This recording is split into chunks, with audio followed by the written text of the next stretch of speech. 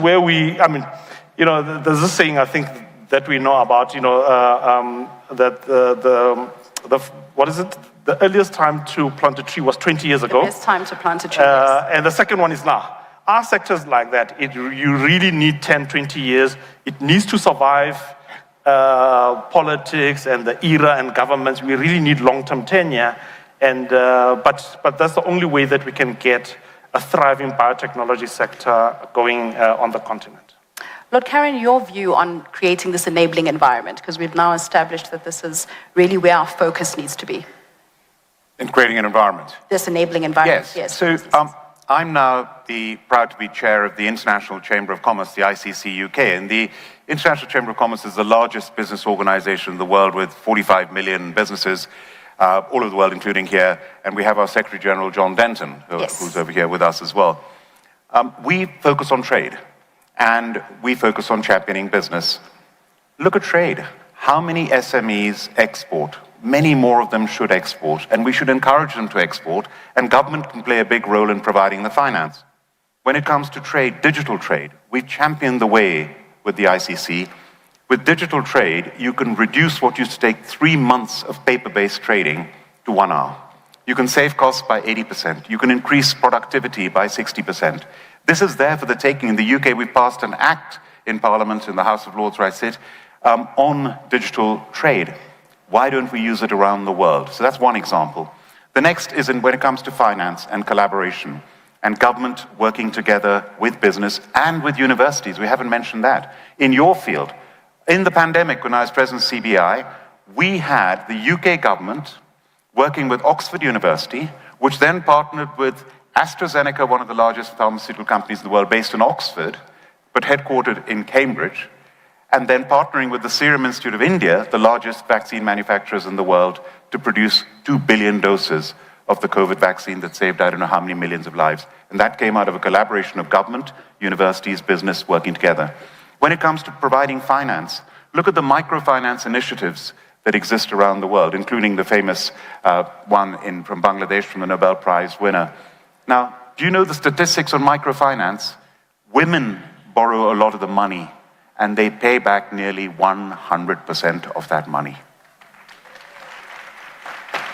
And it is that we need to encourage, to have that finance available. Look at India.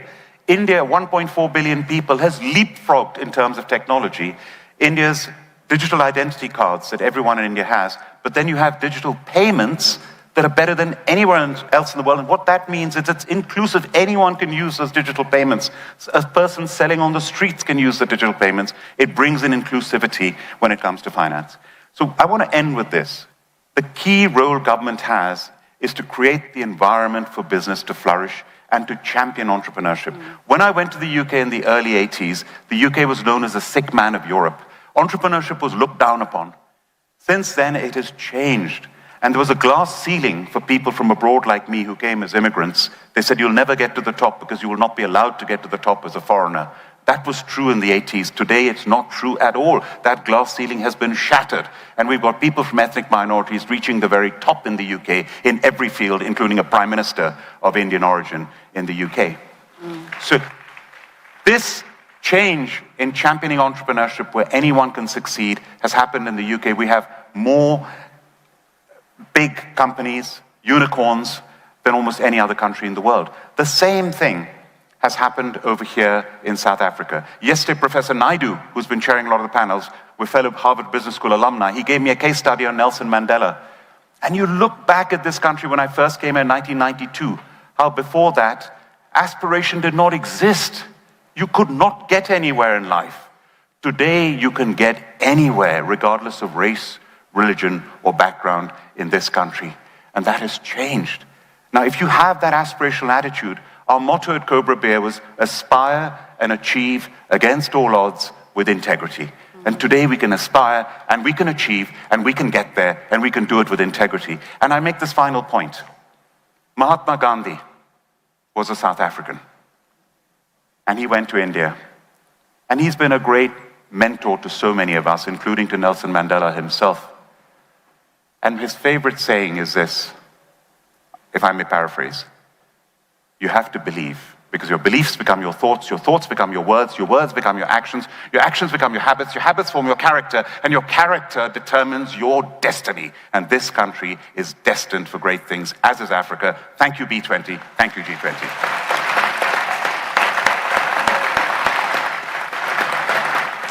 Thank you, Lord Karen. I think that's a strong place for us to leave it, ladies and gentlemen. If there's one thing that's been clear from the discussions is that business certainly believes, and that is showcased by the level of investment in the conversations and meetings that have taken place over the past year. We've seen how former B20 presidency countries have come along the journey with South Africa and the rest of the continent, as this has been South Africa's G20 and South Africa's B20, but shared with the continent.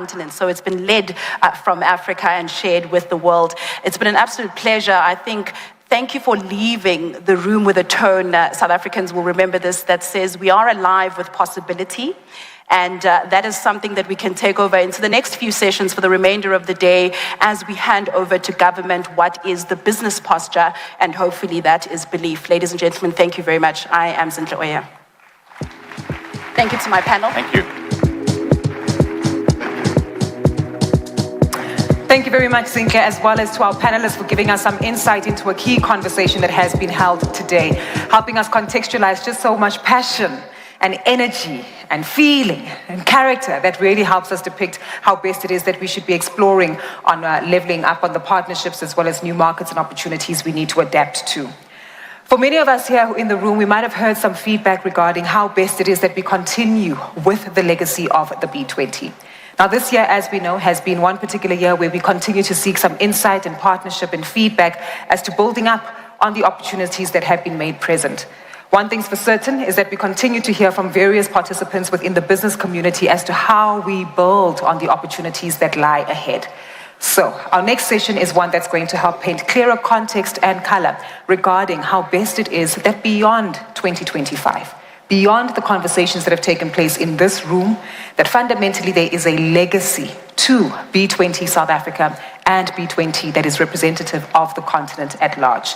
So, without any further ado, please help me welcome the head of the B20 South Africa Secretariat, a man who has a very clear understanding of business, policy, and its alignment with key stakeholders like yourselves, Dr. Anthony Costa, who together with his team have been working tirelessly to ensure that not only does the summit come to life, but that even in its legacy, the partnerships that we look to develop continue to live longer. Please warmly welcome to the front of the stage Dr. Anthony Costa, who's previously been part of the private office of the President. He's spearheaded several initiatives, such as the President's Investment Mobilization Program, as well as worked with both government and private sector institutions. A warm welcome, please, to Dr. Anthony Costa.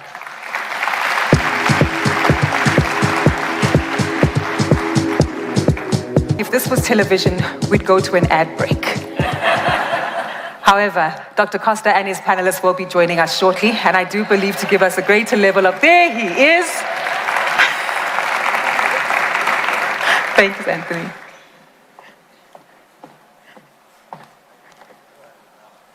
I think we just need to get a mic.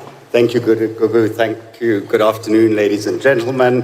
Apologies for my late entrance. I did not mean to steal the show. We are, of course, all eagerly anticipating the arrival of His Excellency, the President of South Africa, and, of course, the President of the G20, just a mere 2 days ahead of the G20 Summit in Johannesburg, a historic first for South Africa and for the continent. We were scheduled to talk through legacy initiatives and focus and highlight on some of our key legacy initiatives. I'm going to be a little bit flexible as to how we handle that, and instead, I'm just going to provide a brief overview of legacy initiatives and what will be flowing from B20 South Africa. People ask, what are legacy initiatives? And sometimes they actually go so far as to ask, what is the point of B20? Why are you doing this, going through this process, spending that money? Now, this is, of course, unfortunately, a bit of a disheartening question to ask someone who spent 1 year working on this, if not rude, because we would like to think that this process is an end in itself. It brings together business leaders from around the world It brings together people online, virtually, in person in Cape Town in February, and over the past 2 days in Johannesburg. It allows for interaction, engagement, and the sharing of views. We make recommendations to the G20 working groups. We have developed 8 extremely thorough and compelling papers with some 30 recommendations in total, which have been handed to the presidency, as well as various appearances and interactions with the G20 and on multiple platforms across the world. We believe that regardless of the G20's final recommendations and conclusions, which of course are out of our hands and take place within a very challenging context, business can independently apply many of these recommendations. And based on our interactions and engagements, we believe that many business leaders are indeed making this commitment. The B20, however, though, also has what are called legacy initiatives. These are particular projects or programs which are instituted at a particular B20 with partner organizations and have a longevity, continuing from year to year and focusing on harnessing the network that has been built up during the B20 to deliver real impact. We continue initiatives that come from previous B20s, including Indonesia, India, and Brazil, as well as some of the earlier editions, and then have added a series of legacy initiatives from B20 South Africa. The B20 Secretariat underwent quite a rigorous process working with our network, our different partners, to call for submissions as to projects that were deliverable and impactful and would have support, and evaluated those against the B20 criteria, and are pleased that we have some 11 legacy initiatives, some new, others flowing from previous years, which will continue and emerge as a result of B20 South Africa. We've divided them into several categories. The first, mining and critical minerals, which of course is key for the South African and the African economy, as well as many other resource-rich countries. Within here, we have 2. The first is the B20 collaboration on critical minerals in Africa, securing energy and the energy transition, which is done in conjunction with the World Economic Forum. And the second, transforming mining-dependent economies into sustainable economic hubs. A lot is made of the transition from coal to renewable energy and the impact on coal plants, but there's also an impact on communities where coal mines close as a result of this necessary but often economically challenging transition, and this is in conjunction with Minerals Council South Africa. The second category is food, climate, and sustainability. Within this one, we have 4. First, South African Food Loss and Waste Initiative by Nestle Eastern and Southern Africa, as well as the Consumer Goods Council of South Africa. Bloomberg New Energy Finance are launching a South Africa Academy, and Bloomberg NEF also continuing with their Carbon Knowledge Hub for carbon markets, an initiative for which they have been responsible for several years and provides an incredibly valuable resource for the business community as well as governments and civil society. And we also have a Beyond Collaboration Platform initiative which will be launched by South African breweries in partnership with B20 South Africa. The next category is education and the future of work. This, of course, was the focus of one of our key task forces. Within that, we have a special report on youth, women, and SMMEs in trade, which Boston Consulting Group will champion in conjunction with the B20. We also have a solutions exchange on youth pathways to earning by Yellowwoods Holdings, Business Unity South Africa, and Business Leadership South Africa, recognizing, of course, that youth unemployment is a significant challenge in the continent generally and in South Africa. And this is a very tangible opportunity to make progress, building on some of the government-business partnerships that have taken fruit and flourished in recent years. The next category is around entrepreneurships, and the ICC Center of Entrepreneurship, Trade Routes Africa, will be launched by the International Chamber of Commerce, and the ICC will run that in conjunction with B20 South Africa. We have two final categories. One is finance and capital access. A lot of work has been done on the cost of capital in Africa and access to capital, both by the B20 Finance and Infrastructure Task Force, as well as the G20 Special Commission, led by former Finance Minister Trevor Manuel. And there is a legacy initiative on reducing the cost of capital in Africa, led by Standard Bank Group, Africa Practice, Oliver Wyman and Deloitte, together with B20. And then we have a specific initiative looking at continuity between B20s. The weakness in the B20 process, much as with the G20 process, is that each country starts afresh.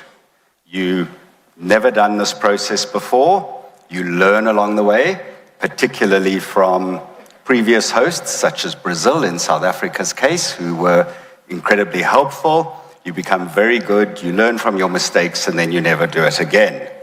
So we are working both with our partner and successor organizations, but this also refers more broadly to a specific initiative which Wing's Global Philanthropy Network, together with Standard Bank, will be launching, looking at the role philanthropy can play within the capital stack, how philanthropy can contribute to financing more broadly. It's clear that the president hasn't arrived, and I am not on comms with the control room, so either I introduce my panel, or we... Okay. Ladies and gentlemen, I believe we're going to curtail this session. The president will be arriving shortly, and I now trust in 𝐾𝐾 to come and save me from what will soon become an embarrassing silence. Thank you. As you asked and requested. Well, thank you so much, Dr. Costa, for assisting us and giving us an overview of the Legacy Project. I do witness that the room is getting fuller and fuller. The excitement and the energy is certainly building up, as we're well aware on the part of the program that we've looked to build up on now.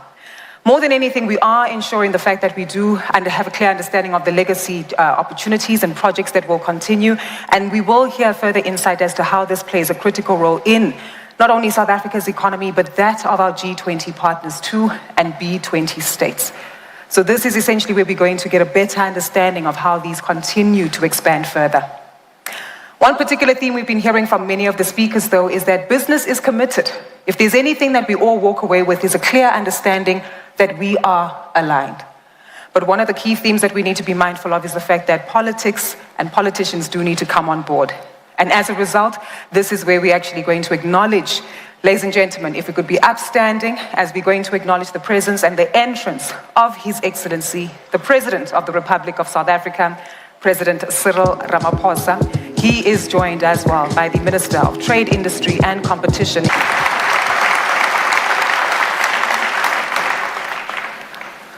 Thank you kindly, ladies and gentlemen. We appreciate the participation that all of you have given us as we acknowledge the first citizen of the country, an individual who has remained committed to ensuring that collaborations between business, government, as well as key stakeholders do continue.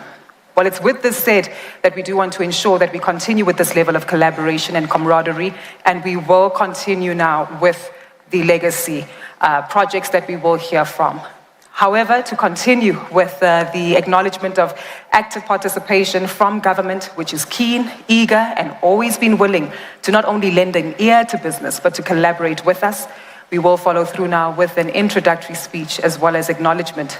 As I call up to the stage, it's with great honor and privilege that I welcome South Africa's Minister of Trade, Industry, and Competition to reflect not only on the B20, its collaborative efforts with the G20, and of course, with many of you here joining us in the room as keen international partners looking to build up on our collaborative efforts, how South Africa and the continent remains open to business and open markets. Please warmly welcome to the front of the stage the Minister at the Department of Trade, Industry and Competition, Minister Pak Stau.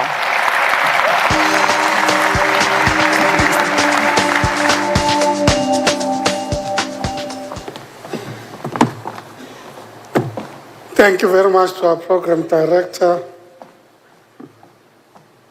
Allow me to acknowledge the President of the Republic, President Cyril Ramaphosa,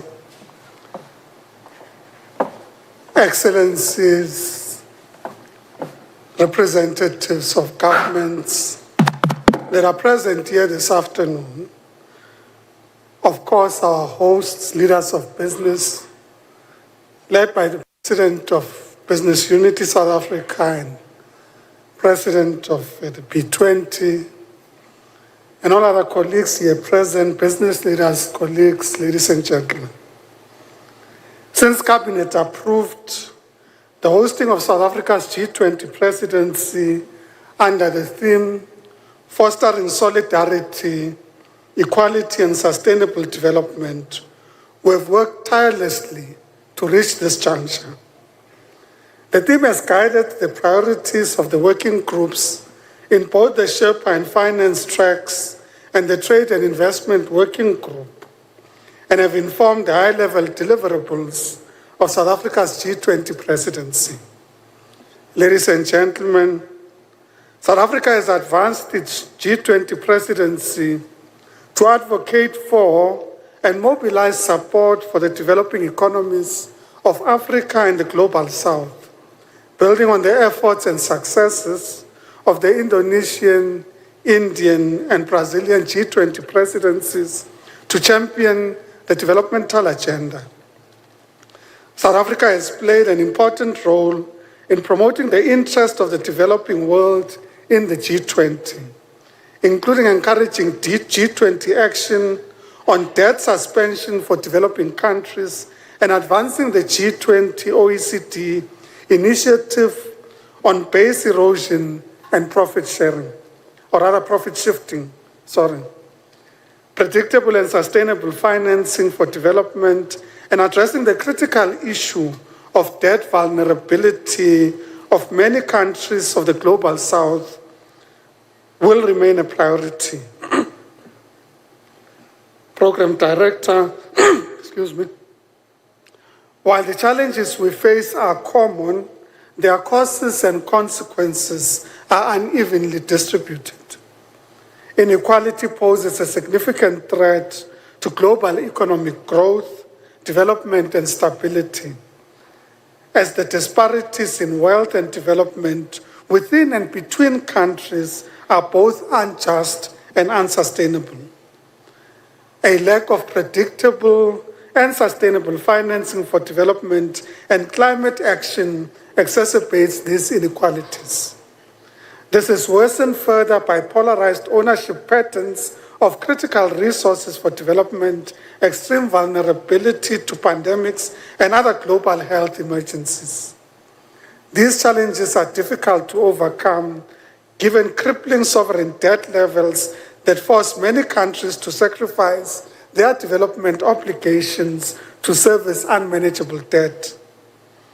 Ladies and gentlemen, considering these challenges, with the conclusion of the G20 trade and investment ministerial meetings, the majority of G20 members expressed support for the outcomes proposed by the South African presidency. Crucially, even with the differing views on the causes of today's global trade challenges, the meeting succeeded in adopting a consensus trade and investment ministerial declaration. Ministers recognized that trade and investment can be a key driver of inclusion, economic growth, inclusive development, job creation, and technological progress. There was agreement to strive to ensure that the benefits of trade reach all segments of society. G20 ministers further encouraged that value addition takes place throughout value chains and as close to source as possible. The ministers noted the non-binding toolbox for harnessing investment policies for sustainable energy, digital transformation, and public health support, an enabling environment for investment that was developed as part of the G20 presidency. G20 countries had different views on the proposed non-binding G20 trade and investment framework to enable sustainable industrialization. Yet had agreed that the agenda remains important given the importance that trade and investment policies can play in supporting green industrialization. Ministers further recognized the importance of the World Trade Organization to advance issues that acknowledged that the agreed upon rules in the WTO are key to facilitating global trade. We further agreed to constructively engage towards a successful 14th Ministerial Conference in March 2026 in Cameroon. As I conclude, ladies and gentlemen, I am pleased to share that the Presidency's initiative on the G20 Africa Cooperation Agenda on trade and investment received strong support from nearly all G20 members. The voluntary and non-binding initiative is designed to strengthen Africa's growth and development potential in global trade. On that note, it is my singular pleasure and privilege, which I've been tasked to do, which is to read the CV of the President. It is not always that you can do that, but it is my privilege. Ladies and gentlemen, the President has led us through a very difficult preparatory process towards this G20. It's been a period in which there's been changes in the global trading environment, impact on dynamics in global trade, impact on participation in the G20 processes. Yet under his leadership, as a country, we've been resilient, we've been able to forge ahead, we've been able to engage with business, civil society, and all stakeholders under the leadership of a president that said, not only do we have a responsibility to host the G20, we have a responsibility to ensure that Africa's G20 gives voice to African countries and the potential for their growth and development. And we can say that this is a president that has demonstrated this not only in word but in deed, because during the period of, if you like, vaccine apartheid and challenges during the COVID pandemic, he was at the forefront of ensuring equitable access to PPE, to vaccine, and other interventions to help African countries in particular to overcome these challenges. So it would have been remiss of us as a country under his leadership to not ensure that this G20 and B20 processes are successful and that the voice of Africa finds expression in these G20 processes. It gives me great pleasure to welcome to the podium His Excellency President Cyril Ramaphosa, President of the Republic of South Africa, and indeed President of the G20. Thank you very much.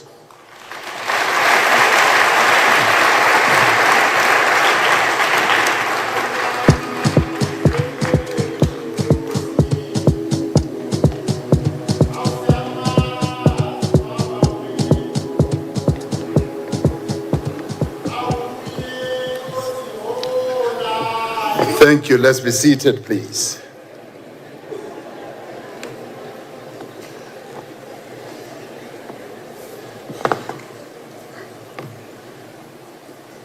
Thank you, Minister Pakstow, Program Director,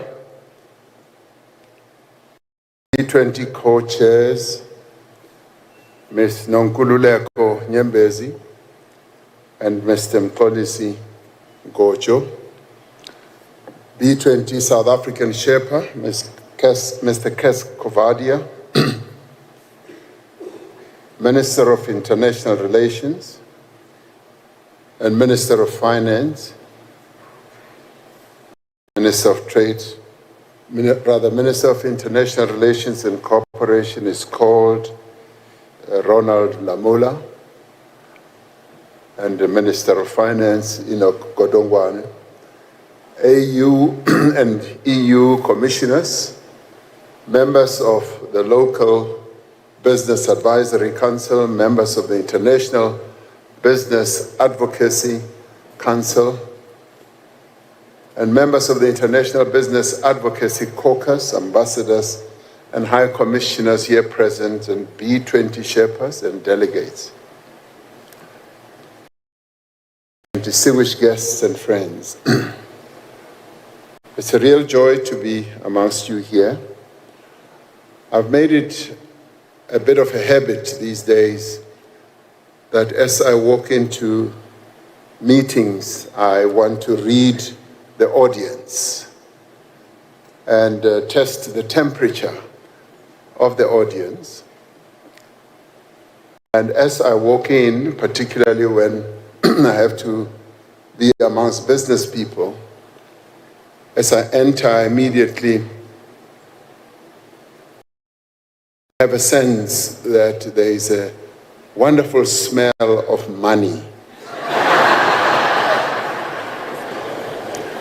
But then that is often accompanied by another element, which is, as I've just come back from this few minutes ago with Minister Lamola and Godongwane, we've just come back from the B20 or G20 Social Summit. Now, as I walked in, there was a big round of applause, and people were like saying, "President, President, President," with great love and affection. So as I walked in here, there was silence. Absolute silence. No. Rather than see it as a negative, I told myself that, gee, I'm at the right place here. Because, as I say, I read my audience, and as you didn't applaud, I was taking my steps, walking alongside some of your colleagues, looking at their faces, seeing how they are responding to this moment. But as I got to the front, you applauded, which told me that there is real weighty money here. It is indeed a great honor to address you all, to address a gathering of business people from across the globe who, by your presence here, have affirmed your commitment to and support for our G20 process, but also indirectly to support a better Africa and a better world. This G20, as you well know, is meeting for the very first time on African soil, and we as South Africa are truly honored and privileged to be the first country on the continent to be hosting the G20. From every corner of the earth, people are returning to this place, the cradle of humanity, to reflect on the state of our world and to chart a way forward to a more inclusive and a more prosperous and more sustainable future, which through your presence I'd like to believe you have been doing, returning to where we all originated, and to come and draw from the wisdom that resides in this continent. This is a moment of great significance for our continent. It is also a moment of great opportunity, I'd like to believe. It is an opportunity for Africa to assert itself and to assert its place in global affairs. When we accepted the presidency of the G20, we immediately said that we are going to focus on Africa and get the world to start looking at Africa and its great potential, to affirm its position as a leader of economic growth and social progress. It is in this continent that we believe the great focus should be. Africa has some of the fastest growing economies in the world. It has the youngest population, and it is endowed with abundant resources, natural resources and human capital.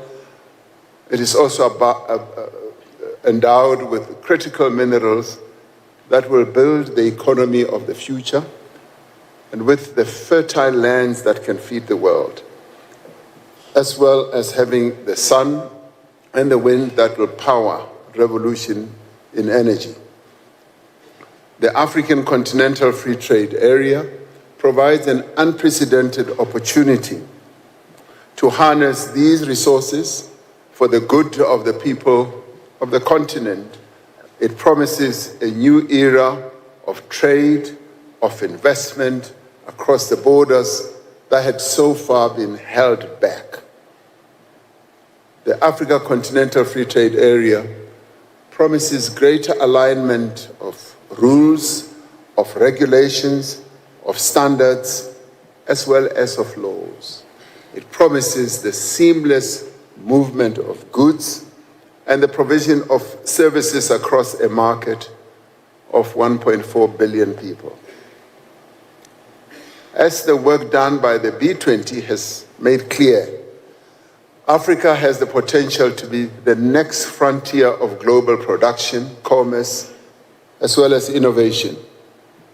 And we will call on the global community to embrace Africa's rise. Some years ago, the front page of The Economist magazine depicted Africa as a continent that is lost, that is backwards, but Africa is on the rise. It is Africa that seeks to be more prosperous, and by being prosperous, we'd like to believe that we therefore will have a more prosperous world. An Africa that is at peace, that is stable, that is well-governed, and that has the means to meet the needs of its people, makes for a better world. If the G20 is to realize its mission of fostering a more stable and prosperous world, a mission which was its original mission, then Africa's growth and development must be made a priority. This calls for investment in infrastructure and industry. It calls for investment in the people of this continent, especially the young people. It calls for technology to be spread around.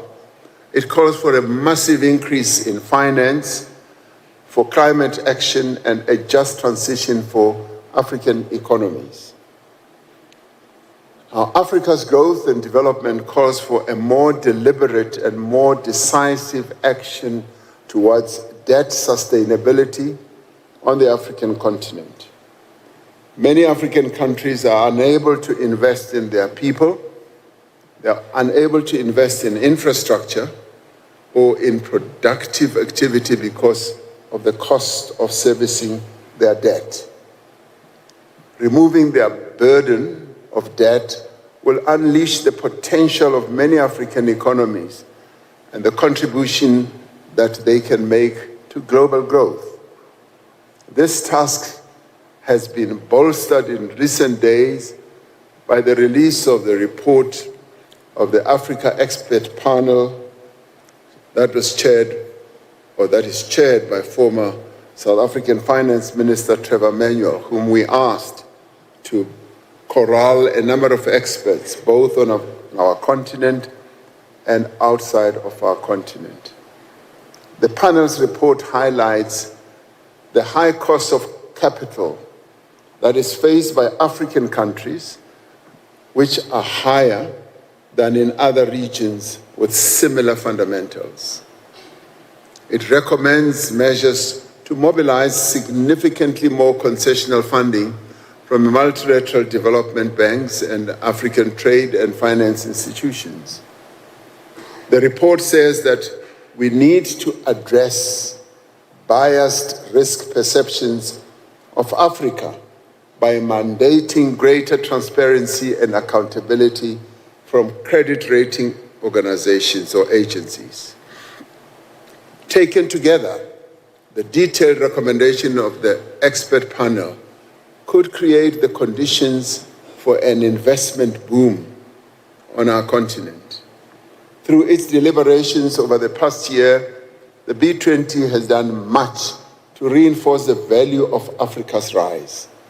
And it has outlined in detail the actions that need to be taken, as well as the conditions that need to be met to realize the rise of the continent that I'm talking about. The B20 has done much to position business as a force for progress. The B20 could not have been clearer.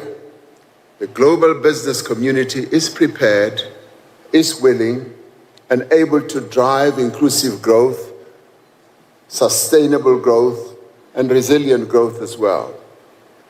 The global business community has made itself a reliable partner, keen to work with governments, with multilateral bodies, with social partners, and with communities in pursuit of the common good. Now, I say this advisedly, as we here in South Africa have developed a culture and a good practice of working together with business, where we build a partnership, or we have built a partnership that is somewhat institutionalized, and where we work together. And I must say that we have found business to be very supportive, to be keen, to help us address the challenges that our country faces. But in the course of that, we've also, as a government, been able to build partnerships with labor, with civil society, and we found this to be really, really effectual. B20 has made it clear that growth must be inclusive. And we've been pleased that here in South Africa, our business compatriots have also made growth, inclusiveness to be their goal and priority. Those who have been marginalized, women, youth, persons with disabilities, and the unemployed, must become active and must become beneficial participants in the economy, whether at national level and also whether at global level. This is a matter of social and economic justice, but it is much more than that. It is an opportunity to harness the capabilities, the talents, and the effort of billions of people to unleash the productive potential of humanity. This calls for an approach that invests in people. It must start in the earliest of years of life, establishing through quality foundational education a platform for learning that produces the skills that the economy of tomorrow will need. It calls for accessible, quality healthcare, for affordable social security and focused poverty alleviation measures. And it calls for support for micro, social, and medium enterprises, for entrepreneurs, and for informal businesses to be given an opportunity to grow and to thrive.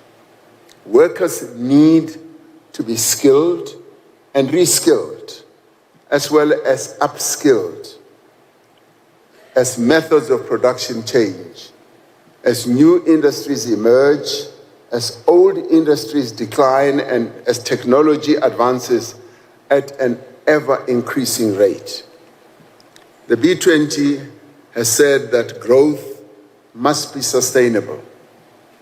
For the last 2 centuries, the extraordinary growth of global economy has been achieved at the expense of the very resources on which our species relies for survival.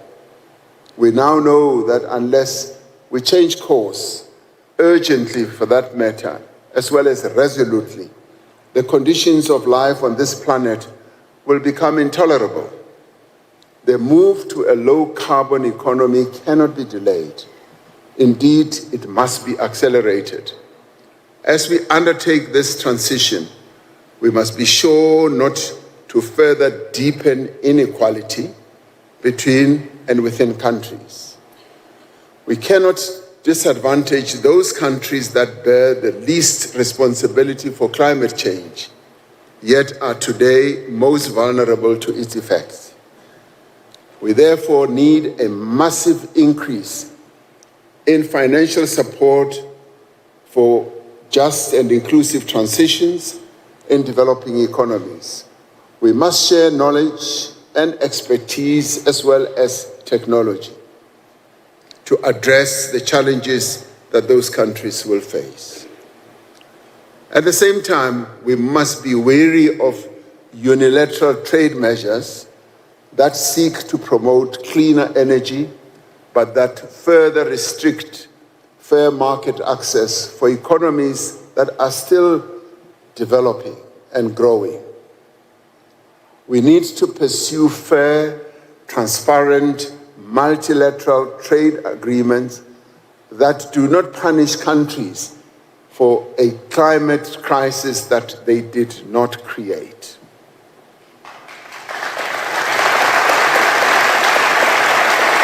Now, from the experience of recent years, we are clear that growth must be resilient, and that is clear. We have seen the huge disruptions to productions and trade that can be caused by global pandemics, by wars, by conflicts, by geopolitical turbulence, and also by unilateral decisions that are taken that impact on trade. At such times, we appreciate the value of multilateral institutions and a rules-based world order.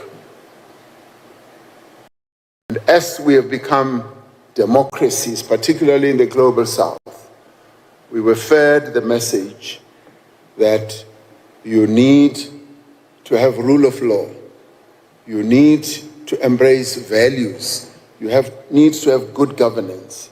But in recent times, we've seen how those who were trying to teach us those laws and those values are the very ones who are violating all those values, who are destroying those very values.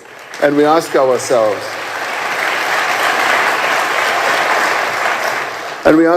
what are we expected to do now? Because yes, we are developing our economies. We are sovereign countries, and we need to be treated as equals. Our sovereignty needs to be respected. We need to sit around the table as equals and having the same share of knowledge, the same share of capability, without any bullying the other, without any.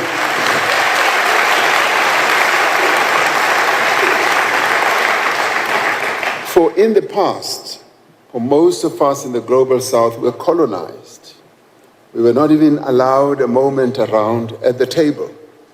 We were not even allowed to be in the room. And we've now been arguing that we would like to be in the room. And we appreciate the importance of diverse and resilient supply chains, regulatory coherence, and predictable trade relations. As we work to reinforce the resilience of our economies and the resilience of the global economy, we must direct greater effort towards multilateralism and strengthen the multilateral system, but also in doing so to reduce the inequality that manifests itself in many ways. A more equal world in which political and economic power is more fairly distributed, in which all people have an equal voice and an equal stake. Such a world is more stable and more resilient. And that is the world that many of us want to live in. The G20 Global Inequality Report that was produced by Nobel laureate Professor Joseph Stiglitz and his committee of independent experts that I appointed provides valuable guidance on the actions we can take towards such a world. The recommendations contained in the committee's report reinforce many of the priorities and actions that have been put forward at the B20 Summit, and indeed throughout the year's B20 engagements. South Africa embarked on its G20 presidency determined to advance the principles of equality, of solidarity, and sustainability. Now, over the course of the past year, most of the countries of the G20 have rallied in support of these principles, understanding that they are fundamental to our shared future as humanity. We commend and applaud and thank the B20 for having imbued these principles with meaning and relevance. And I congratulate the B20 team and everyone from across the globe who participated in this worthy effort and who are now determined to be part of the important work that lies ahead in building a better future. As I said, I've just come back from the G20 Social Summit, attended by some 5,000 people. This was a process that was started by President Lula da Silva, President of Brazil, as Brazil was the president of the G20 last year. We decided that we would like to take it forward. And taking it forward has been one of the most worthwhile decisions we have taken, because we realized that out there were a number of communities, a number of partners that we should have who are hungry to put their views forward. And they participated through 230 meetings, surpassing what the G20 meetings have been about. G20 has been, with the Sherpas and all that, have been 130. They engaged in 230 meetings. And who are they? They are the B women, the G women rather, G20 women. They are the G20 youth. They are the G20 disabled people. They are the G20 people of the 𝐿GBTIQ. And sometimes they call themselves queers. They say we are the G20 queers. And they are people. They are people. There's the sport element and the labor element and we counted more than like 22 formations that have become part of the G20 family. Now, elsewhere in the world, we have been branded as South Africa as having convened the G100. And my retort is, no, we didn't convene the G100. We have convened the G million, if you like, the G20 million. Because if we are to create a world that is prosperous, a world that is caring, a world that is more equal, a world that is underpinned by solidarity, we do believe that it's important to involve the people who are going to be affected by the decisions that the Leaders' Summit is going to take day after tomorrow. And they have been so forward that they gave me their own declaration. They collectively, 5,000 people, much more than you are and much more than I'm going to have in 2 days' time, just 20. They are 5,000. They were able to reach a declaration. But I congratulate you too, because you have your own declaration. So we are very pleased with the participation that we have seen. It's been rich, It's been deep, it's been meaningful, and I'd like to thank you all as the B20 for having honored South Africa.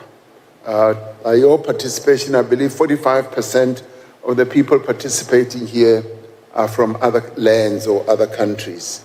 With the social summit, there were 20% participants from other countries. So you are much better than what the social summit produced. But thank you so much. For me, this is a real honor. And I will not talk about what smell I am now sensing here, because I smell consensus. I smell real agreement on the issues that you set out to do. Thank you very much.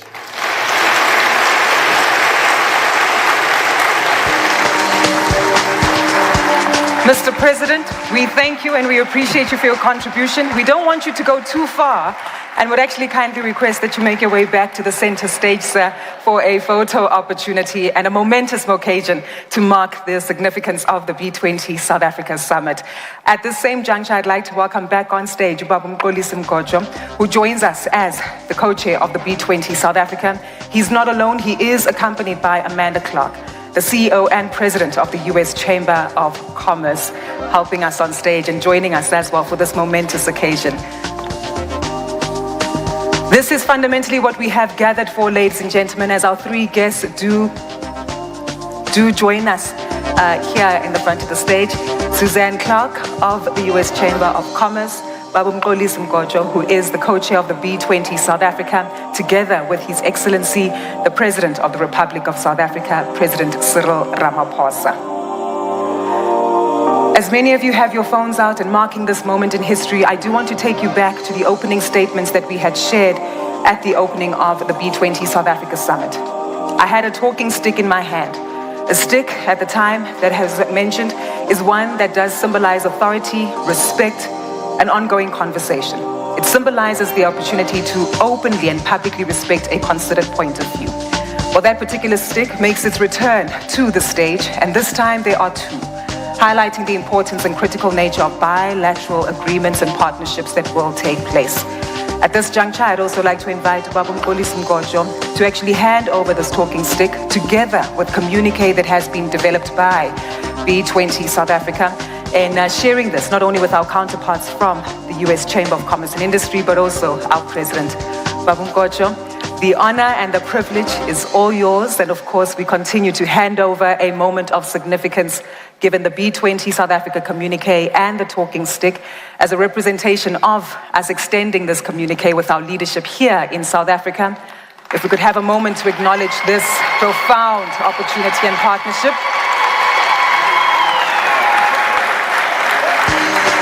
Please stay on stage, Mr. President, and as we also hand over officially to Ms. Suzanne Clark, representing the US Chamber of Commerce and Industry.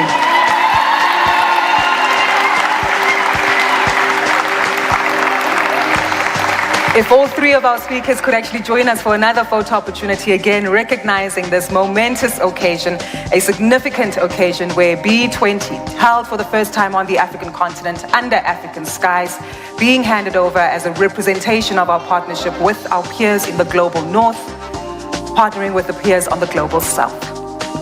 Thank you kindly. Mr. President, we thank you and appreciate your time this afternoon. Please do take your seat. And Suzanne, if you also take your seat kindly, ma'am, we'd appreciate that. 𝐬𝐻𝐾𝐿 will now join us on stage at the podium to share and reflect on the momentous occasion that we've just witnessed.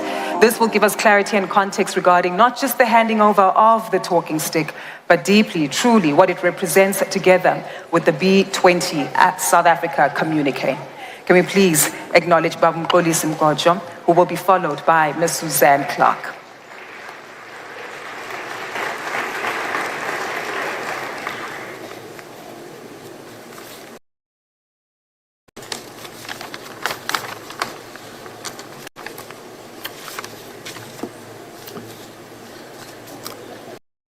May we continue, please?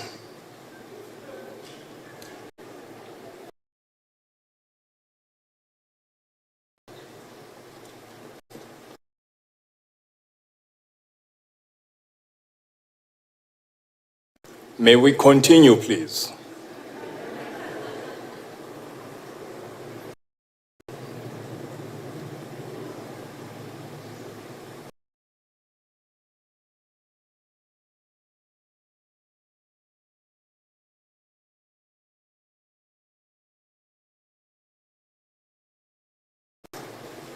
His Excellency, President of the Republic of South Africa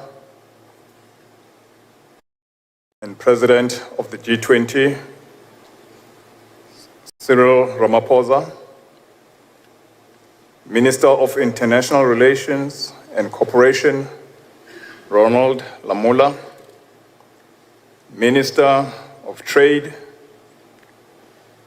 Industry and Competition, Park Tau, Deputy Ministers of Treasury, Industry and Competition, �𝐶𝐭 Kodzimbi, and Alexander Abrahams, Treasury General, Gwen Ramahopa, former Finance Minister Trevor Manuel, former First Lady Gugu Motlanthe, dignitaries, ambassadors, commissioners, former and incoming B20 shepherds, business leaders, distinguished delegates, esteemed colleagues and friends, Ms. Susan Clark, President and CEO of the United States Chamber of Commerce. It is with deep pride and profound sense of responsibility that I stand before you at this moment of transition. Over the course of this presidency, we have tried to lead with purpose, with humility, and with a clear commitment to partnership. And today, as we complete our term and prepare the ground for the United States Chamber of Commerce, we do so with confidence, with gratitude, and with hope for the work that lies ahead. When South Africa assumed this presidency, we made a solemn promise. We promised that the B20 would be action-orientated. We did not want to simply talk, we wanted to deliver. And together, we have done just that. We promised a B20 that reflects the world it serves. For the first time, half of our leadership positions were held by women. This was not symbolic.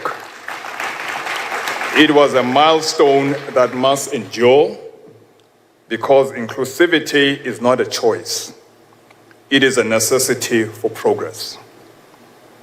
And we made a promise of continuity. We did not wish to invent for the sake of change. We built upon the strong foundation laid by previous presidencies. None of this would have been possible without an extraordinary effort, a collective effort. Allow me to offer my sincere appreciation. The B20 Secretariat, who have carried an extraordinary load with grace, discipline, and quiet excellence. Thank you.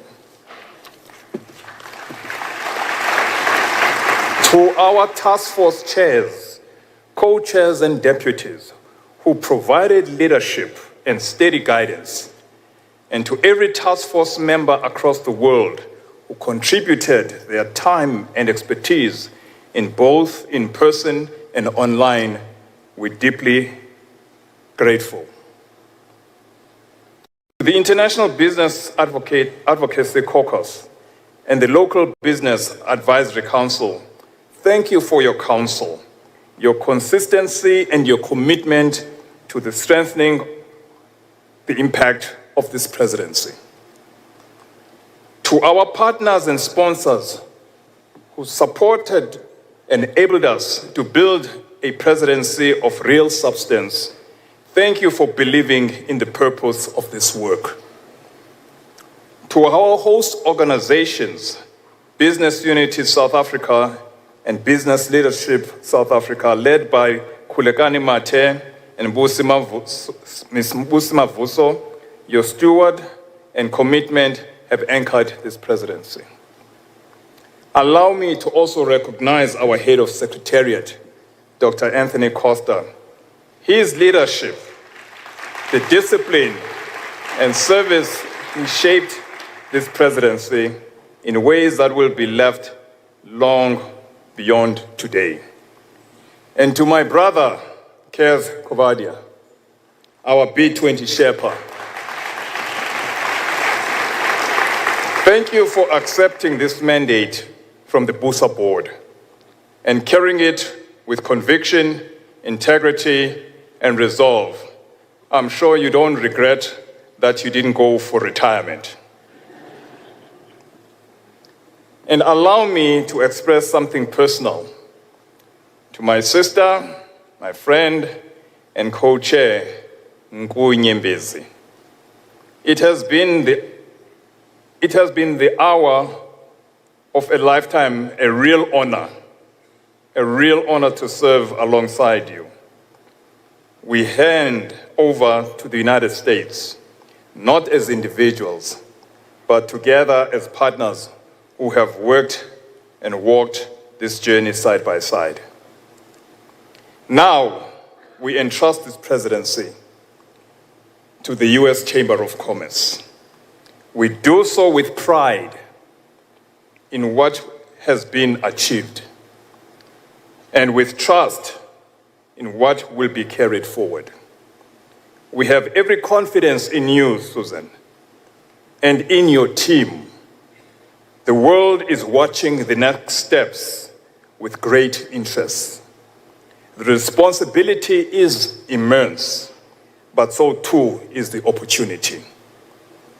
May the communiqué serve as a guiding light. And in that same spirit of shared purpose, in African tradition, the walking stick is a symbol of dialogue, of respect, of community. Whoever holds it speaks not only for themselves, but for the collective. May this stick remind us that the leadership is not about command, but about listening. May it guide your hand. May it center the many voices you will hold. And may it remind us all that partnership remains the true foundation of global prosperity. And as we hand over, we do so with pride in what has been achieved and with hope for what it is to come. Lead from Africa, shared with the world. May this spirit continue to guide the B20. Susan, it is now my great honor to invite you to deliver your remarks and take this off our shoulders. We give it humbly to you. Thank you.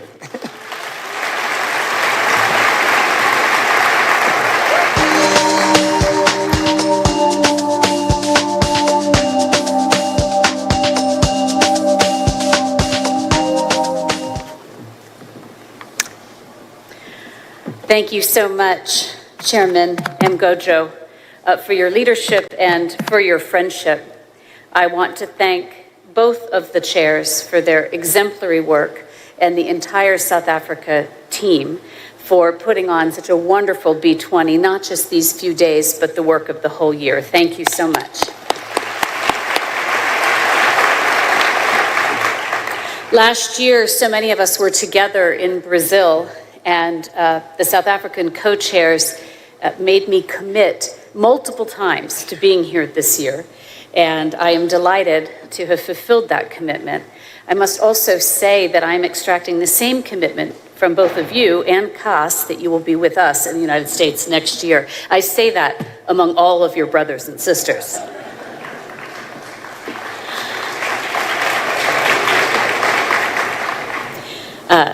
Thank you, Mr. President, ministers, excellencies, Sherpas, ladies and gentlemen. We are happy to be here to see the South Africa presidency, which has really represented Africa's growing role in the global economy. You've heard about the population growth, the opportunities that are here. You've done a good job of showcasing that while we have been here, and we are looking forward to continued partnership. I think one of the things that is so special about the B20 is the continuity. It is the fact that year after year, the same Sherpas, the same people, the same business leaders show up with the commitment of the original G20 goals of growth, of expanding growth, of financial stability. You have your team, and you have fostered a real sense of collaboration among B20 nations during a time of quite rapid change. And what has been remarkable, I think, since our time in Sao Paulo is what has been achieved over the past year is a true testament to the power of the B20 and how important the B20 is to global economic stability. Private sector leadership on trade, energy, digital transformation, infrastructure is vital to our shared future. When the business community leads, the world benefits. The relationships formed here, strengthened here, translate directly to greater trade, to greater investment, to greater prosperity. And the American business community is committed to partnering, investing, and driving growth around the world. As the United States prepares to assume the B20 chairmanship, we want to build on this year's momentum and celebrate what G20 countries can achieve when we work together. Because greater economic growth is critical to each of our individual and maybe more importantly, our collective futures. Just one additional percentage point of economic growth speeds up economic advancement in people's lives by a decade. Think about that. Think about what it means for better schools, for better health care, for modernized infrastructure, for opportunity arriving years sooner for millions of people. This is the kind of growth that can only be delivered by free enterprise. And the key to unlocking that prosperity is private sector innovation enabled by smart public policy. To realize this potential, our B20 advocacy will focus on reducing regulatory burdens, unlocking affordable energy, and pioneering new technologies. The U.S. Chamber of Commerce will use our B20 leadership to foster international collaboration that drives prosperity across generations, as we've seen here, as we've seen in Brazil, as we saw in India. The B20 is about continuity. We want to continue to tap into the vision and leadership that came before us. We know that the private sector and private sector collaboration is key to solving some of the greatest challenges facing the globe right now. And we will need all of your engagement over the next year as we work to pursue a pro-growth agenda. We stand ready to partner with you to address our challenges head on, to grab opportunity head on, and to lead the B20 with confidence. As was said earlier about belief, business does believe, and together we can achieve. Thank you.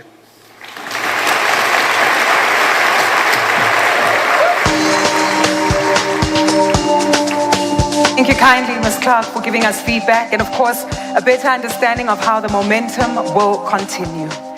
What is set at the cornerstone of the B20 South Africa's mission is certainly one that is evidenced by our theme: inclusive growth and prosperity through global cooperation. And more than anything, it's been a tough year, but our mission has been accomplished. And more so, it continues to gain momentum. To the co-chairs and the chairs who have actively participated in sharing their comments, their feedback, and most importantly, sharing these recommendations, they are well received and well noted. Not only by us as key stakeholders who continue to amplify the messaging and partnership, but also, as we do understand, well received by our G20 presidency, who in their own right will continue to ensure that these particular outcomes are sustained. We cannot ignore the fact that as we continue to grow and implement much of the solutions that continue to be shared with us, that we do need to consider that this particular B20 is led from Africa and shared with the world, and much like the themes that speak to African culture, from the talking stick to the baobab tree, that this is just but an investment that we are making in the growth of this tree of prosperity that we'd like future generations to benefit from.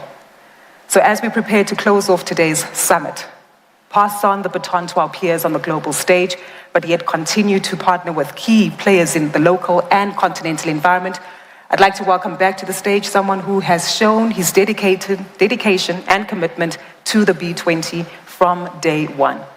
As a key leader, leading with foresight, insight, and of course being open to ongoing camaraderie and partnership, please warmly welcome back to the stage to officially close off, recognize, and of course share his closing remarks with all of us here for the B20 South Africa Summit, the B20 South Africa Sherpa, Mr. 𝐃𝐨𝐧'𝐭.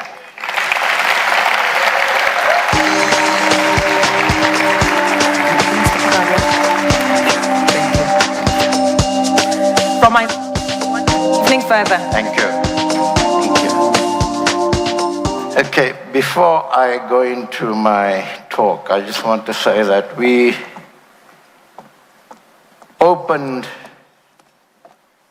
the B20 Summit yesterday with the spirit of Africa, and Mr. President, we'll send you a video of that. And we want to not conclude, but we want to take a pause as we continue on this journey in a similar fashion. And we hope that you will remember us taking this pause and to a certain extent saying farewell to all of you as you travel to different parts of the world, but also express our appreciation for this. So, Excellencies and distinguished guests, good afternoon to you. I would like to start by paying tribute to our President, His Excellency Cyril Ramaphosa. I want to thank him for his leadership, for his vision, for reminding us once again that what principled, courageous African leadership looks like on the world stage, because this is the world stage. The B20 and the G20 is the world stage. Under his stewardship, Africa has not only found its place, its voice, but it has claimed its place, not as a guest at the global table, but as a co-author of the global agenda. And so with deep gratitude and immense pride, I have the honor of bringing this gathering to a close. Yet let this farewell not mark an ending, because to us it's not an ending. We've talked about continuity, and that's what we mean. But the opening of a new chapter, a message led from Africa and shared with the world. Years ago, the Nigerian author Chimamanda Ngozi Adichie warned us of something profound: the danger of a single story. So when we reduce a people to one narrative, we flatten their humanity, we erase their complexity, we silence their potential. But Africa is not a single story. It is not only a continent of crisis, of poverty, or instability. It is 1.4 billion stories. It is the laughter of children in Soweto, the code written in Accra, the solar farms of Morocco, the poetry of Ben Okri, and the courage of Nelson Mandela, which brought this country to its place. It is also the quiet power of women who build empires from the ground. It is the rhythm of possibility. And today, it is the heartbeat today here of global economic transformation. We began this journey with a theme that was both ambitious and urgent: inclusive growth, and prosperity through global cooperation. And we thought hard about this because global cooperation is important, inclusive growth is important, and prosperity for the majority of our people through that inclusive growth is important, majority of the world's people. This was not a slogan, it was a commitment to broaden participation, to embed women and SMEs into leadership and value chains, to fortify resilient supply systems, and to ensure that no region, no voice, no future is left behind. We did not ask for permission to lead. We led with clarity, with courage, and with conviction.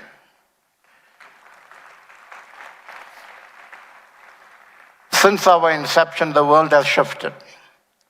Geopolitical tensions have disrupted trade, climate-related losses have deepened, generative AI has redefined productivity and exposed new divides.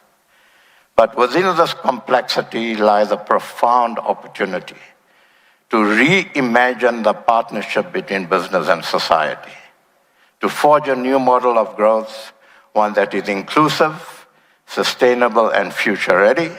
And as the President says, the B20 has sent the clear message of inclusive growth, of sustainability, of cooperation, of prosperity, working together.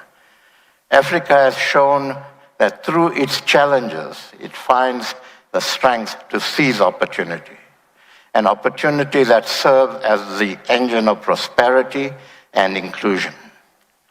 Asked me to lead this initiative, I was humbled.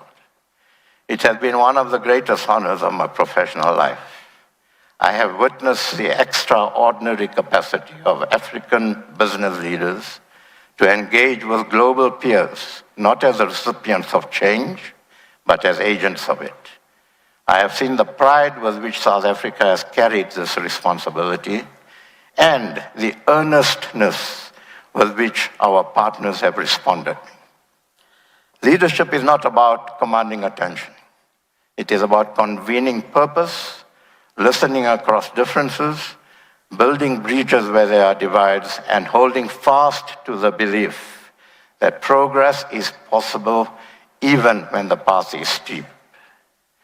The handover we have just witnessed is not a conclusion. It is a beginning. It is Africa's contribution to the world, a message of hope, an affirmation of inclusivity and equity, a call to courage, and a blueprint for shared prosperity. It builds on the legacy of past B20 presidencies, and it amplifies Africa's voice, its optimism, its ingenuity, its resilience. It celebrates our strengths, a youthful population, abundant resources, boundless creativity. And it affirms a truth Africa has long understood, that resilience is the strength that enables Africa to grasp the opportunity of prosperity and inclusion. To our colleagues in the United States, on your shoulders now, Suzanne and Gary, and future B20 presidencies, as Mthulisi just said, may this communique serve as a guiding light. Let it stand as a testament to what is possible. When Africa leads with vision and the world responds with hope and purpose, let us not return to the comfort of old paradigms. Let us not retreat into protectionism or fear.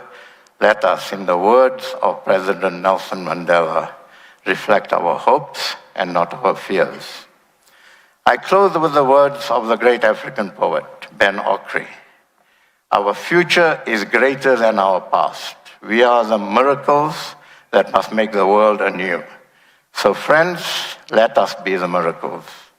Let us make the world anew. Let us ensure that the story of Africa and the story of our shared future is not one of scarcity, but of abundance, not one of division, but of dignity, not one of silence, but of song. So I say to all of you, thank you. Thank you for walking this journey with us. Thank you for believing in the power of Africa to lead. And we thus come to hold this moment. Thank you.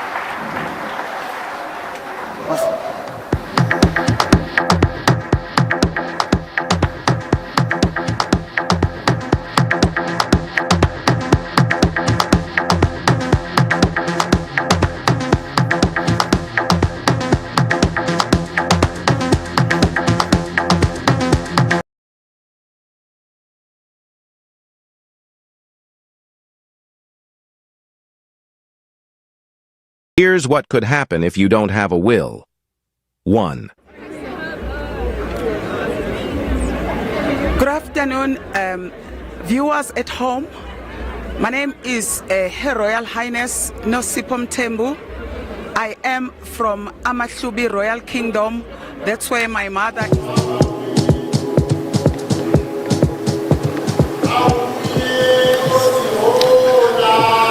Thank you. Let's be seated, please.